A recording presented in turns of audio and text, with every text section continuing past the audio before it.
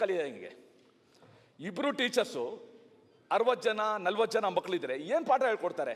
1 2 3 ಒಂದೇ class room, 4 5 ಒಂದೇ class room. ಹೆಂಗೆ ನಾನೇ ಹೋಗಿದ್ದೇನೆ ಕ್ಲಾಸ್ಗಳಲ್ಲಿ.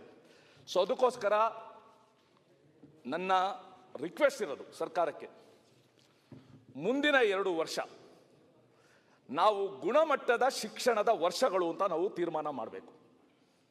We should dedicate the coming 2 years. ಹೇಗೆ ನೀವು ಸೆಮಿ ಕಂಡಕ್ಟರ್ ಬಗ್ಗೆ ಎಲ್ಲನೂ ಕೂಡ ಯೋಚನೆ ಮಾಡ್ತೀರಾ, ಹಾಗೆ ಗುಣಮಟ್ಟದ ಶಿಕ್ಷಣದ ವರ್ಷಗಳು ಅಂತ ನಾವು ತೀರ್ಮಾನ ಮಾಡಬೇಕು.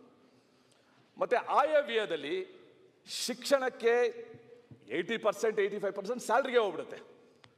ಇನ್ನು 15% ಯಾವುದು ಮೂಲಭೂತ ಸೌಲಭ್ಯ ಮಾಡೋಕ್ಕೆ ಸಾಧ್ಯ? ಈ ಸಂದರ್ಭದಲ್ಲಿ ದೊರೆಸ್ವಾಮಿ ಅಂತ ಒಬ್ಬರು ನಮ್ಮ PS ಕಾಲೇಜ್ ಅವರು ಇದ್ದರು. PS ಕಾಲೇಜಿನ ಮುಖ್ಯಸ್ಥರು, ನಮ್ಮ ಸರ್ಕಾರ ಇದ್ದಾಗ ಎಜುಕೇಷನ್ ಅಡ್ವೈಸರ್ ಆಗಿದ್ದರು. ಅವರೊಂದು ಮೂವ್ಮೆಂಟ್ ಸ್ಟಾರ್ಟ್ ಮಾಡಿದ್ರು, ದತ್ತು ತಗೊಳ್ಳೋದು, ಶಾಲೆಗಳನ್ನ ದತ್ತು ತಗೊಳ್ಳೋದು. Sir, many universities they came forward.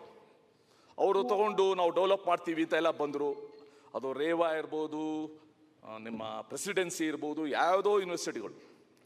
ಆದರೆ ಅದು ಎಲ್ಲಿ ಮುಂದುವರೆದಿದೆಯಾ, ನಿಂತಿದೆಯಾ, ಎಷ್ಟು ಮಟ್ಟಿಗೆ ಕಾಂಟ್ರಿಬ್ಯೂಷನ್ ಮಾಡಿದ್ದಾರೆ? I request the department to furnish